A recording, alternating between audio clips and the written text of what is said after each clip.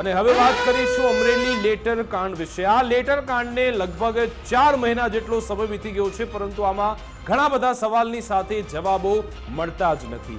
આ મુદ્દો વારંવાર ચર્ચામાં આવતો રહે છે। 2024માં ડિસેમ્બર માસના અંતમાં આ મુદ્દાની શરૂઆત થઈ હતી। શરૂઆતમાં તો એવું લાગતું હતું કે આ ફક્ત ભાજપ વર્સિસ ભાજપનો જંગ છે, પરંતુ જ્યારે આ કેસમાં પાયલ ગોટીનું નામ સામે આવ્યું છે અને એવું કહેવામાં આવ્યું છે કે પાટીદાર દીકરીની મોડી રાત્રે ધરપકડ થઈ અને પછી સરઘસ કાઢવામાં આવ્યું, અને આ સરઘસ એટલા માટે કાઢવામાં આવ્યું હતું કારણ કે કેટલાક ભાજપના નેતાઓનો પોતાનો જે સંતોષ તે વ્યક્ત કરવા માટે અથવા તો એ મેસેજ આપવા માંગે છે કે જો અમારી સામે પડ્યા તો તમારા આવા હાલ થઈ શકે છે, એટલા માટે પાયલ ગોટીયા સાથે આવું થયું છે। અને પછી આખા સમગ્ર મામલાની તપાસ નિર્લિપ્ત રાયજીને સોંપવામાં આવે છે।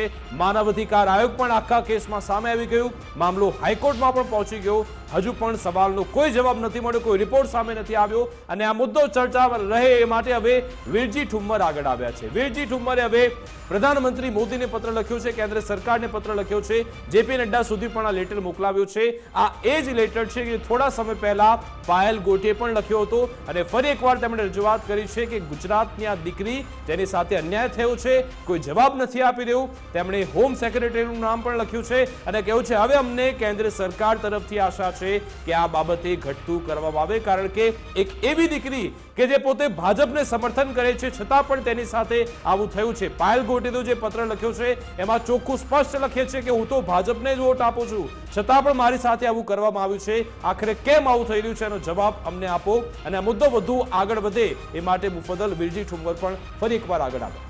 બિલકુલ, આ આખો પત્ર લખાયો છે એમાં ઘણો લાંબો ગેપ થઈ ગયો છે।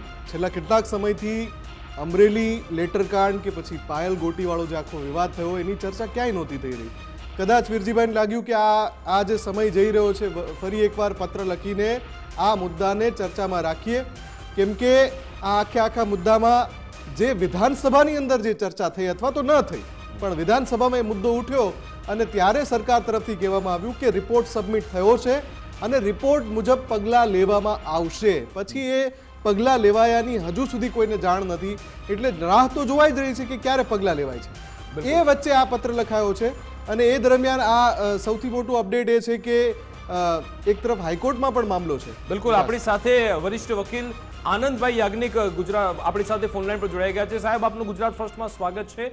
સાહેબ, આ કેસમાં આપણે ઘણું બધું જોઈ લીધું, કારણ કે નિર્લિપ્ત રાયજીની તપાસ સોંપવામાં આવી, કેટલાક પોલીસ કર્મીઓની બદલી પણ થઈ ગઈ, ડીજીપીને રિપોર્ટ સોંપાઈ ગયો, તમે હાઈકોર્ટમાં પણ આ મામલો લઈ ગયા છો।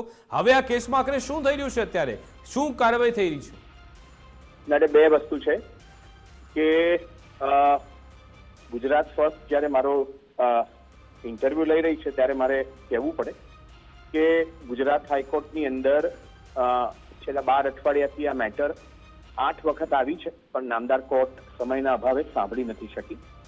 આ જે મેટર હતી અને નામદાર કોર્ટ કોઈ કારણોસર નથી, એટલે મેટર 17મી તારીખે ગઈ છે। એક, જ્યાં સુધી પાયલ ગોટીની ફરિયાદનો સવાલ છે ત્યાં સુધી નિર્લિપ્ત રાયનો રિપોર્ટ એ ડીજીપીને સબમિટ થયો છે, અને ત્યાર પછી ઘણા આશરે 15 થી 16 પોલીસ અધિકારીઓ, જેમાં પીઆઈ, પીએસઆઈ વગેરેનો સમાવેશ થાય છે, એમની ડિપાર્ટમેન્ટલ ઇન્ક્વાયરીની શરૂઆતના ભાગરૂપે ટ્રાન્સફર કરવામાં આવેલી છે।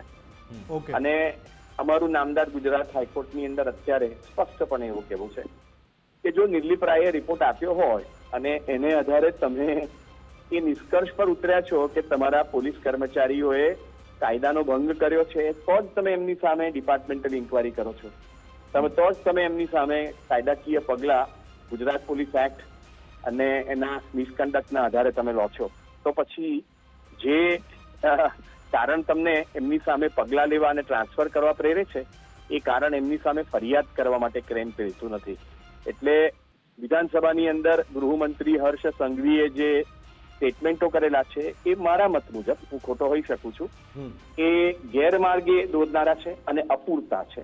એક બીજી વસ્તુ, નિર્લિપ્ત રાયના રિપોર્ટ પર ગુજરાત સરકાર અત્યારે બેસી રહી છે અને જે પગલાઓ લેવા જોઈએ ડીકે બાસુના જજમેન્ટ પ્રમાણે, સુપ્રીમ કોર્ટના આદેશ પ્રમાણે, અને ડીકે બાસુનું જજમેન્ટ એ કહેતું હતું કે જ્યારે કસ્ટોડિયલ વાયોલન્સ થાય ત્યારે સુપ્રીમ કોર્ટના આદેશનો ભંગ થાય છે, એટલે ડિપાર્ટમેન્ટલ ઇન્ક્વાયરી સિવાય આ લોકોની સામે ફરિયાદ કરવી, બધું જ કરવું, પણ એ એફઆઈઆર ફાટી નથી, કારણ કે એફઆઈઆર ફાટે તો એસપી અને આ જ બધા 16 પીઆઈ જેને પીઆઈ ને પીઆઈ સાથે ટ્રાન્સફર થઈ છે બધાને તમારે એરેસ્ટ કરવા પડે અને તમારે એ જ જેલની અંદર એમને મૂકવા પડે અને લોકઅપમાં મૂકવા પડે કે જ્યાં પાયલ ગોટીને અન્યોને તમે ગેરકાયદેસર મૂક્યા હતા. એટલે અમારે હાઈકોર્ટમાં અત્યારે એ કહીએ છે કે સરકાર દિલીપ રાયના રિપોર્ટ ઉપર બેસી રહી છે અને એ જે બેસી રહી છે એ ગેરકાયદેસર છે.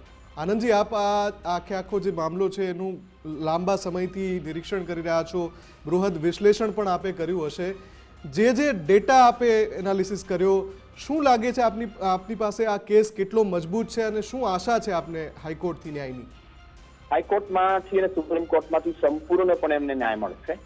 પાયલ ગોટી, મનીષભાઈ વાગસિયા અને અન્યો ઉપર કસ્ટડીની અંદર અમરેલીના એમએલએ કૌશિક વેકરિયાના કહેવાથી જે અત્યાચારો કરવામાં આવ્યા છે તેની અંદર સર્વ પોલીસ ઓફિસરોને સજા થશે અને અમે એવું માનીએ છીએ કે એ લોકો જેલની પાછળ જશે અને કાયદો તેમને સજા કરશે. એક, અમે લોકો આજે કન્ટેમ્પ પિટિશન પણ કરી, એટલે હાઈકોર્ટમાં જે પિટિશન કરી છે તે ઉપરાંત આજે અમે લોકો કન્ટેમ્પ પિટિશન ઇનિશિએટ કરી છે અને અમે એવું કહીએ છીએ કે આ લોકોની સામે ફરિયાદ નોંધવા સિવાય, એમને જેલમાં મોકલ્યા સિવાય સુપ્રીમ કોર્ટના આદેશોનો કન્ટેમ્પ છે.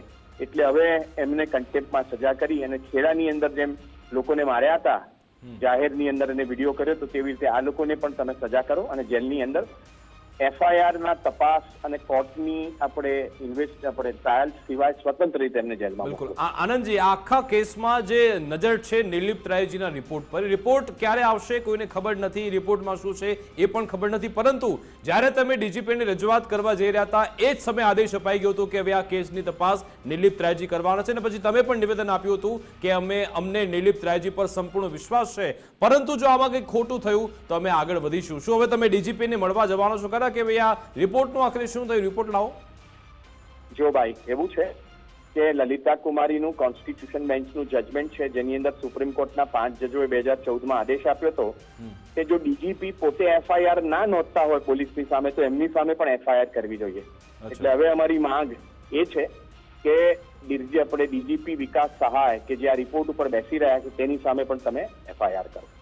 બિલકુલ, આભાર આનંદજી અમારી સાથે જોડાવા બદલ, વાતચીત કરવા બદલ. તો અત્યારે આ આખો મામલો હાઈકોર્ટમાં છે તેવું તેમણે કહ્યું અને હવે 17 તારીખે આ બાબતે સુનાવણી થવાની છે અને એમણે એ પણ હવે થોડું શબ્દોમાં કહી દીધું છે કે આ એવો કેસ છે કે જેમાં ડીજીપી સામે પણ એફઆઈઆર દાખલ થઈ શકે છે. જોવાનું રહેશે કે હવે જ્યારે વીરજી ઠુમ્મરે કેન્દ્ર સરકારને પત્ર લખ્યો છે એ તરફથી શું પ્રતિક્રિયા આવે છે, દરમિયાન હાઈકોર્ટ શું અવલોકન કરે છે તેના પર પણ નજર રહેશે. બિલકુલ, અને આ આખા મામલામાં સૌથી અગત્યનું એ છે કે જ્યારે અત્યાર સુધી જેમ હમણાં આનંદજી કહી રહ્યા હતા કે 7 થી 8 વાર મેટર આવી છે પણ સમયના અભાવે હિયરિંગમાં જ ગઈ નથી. એટલે જ્યારે પહેલી સુનાવણી થશે અને ત્યાંથી હાઈકોર્ટમાંથી શું અવલોકન આવે છે, નામદાર જજ તરફથી શું અવલોકન, શું ટિપ્પણી થાય છે, એ આખા કેસમાં પણ ખૂબ મહત્વની રહેશે. વિકાસ, બિલકુલ, એટલે કે આખો જો મામલો છે ફરી એકવાર ચર્ચામાં તો આવ્યો છે, પરંતુ જ્યારે કાયદાકીય પ્રક્રિયા ચાલી રહી છે તેના પર આપણને સંપૂર્ણ વિશ્વાસ છે. જોવાનું રહેશે હાઈકોર્ટ તરફથી શું કહેવામાં આવે છે.